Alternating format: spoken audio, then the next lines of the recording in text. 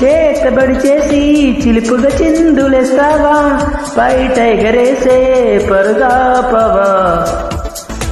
సీత కన్నేసి చెలియకి అందనంటావా, చేత చెయ్యేసి లాలించవా. నడుమున ఊగే జడగంట తిప్పుకోక నీ వెనక, ఎగబడి రాకే చలిమంట ఎంత చెప్పినా వినక.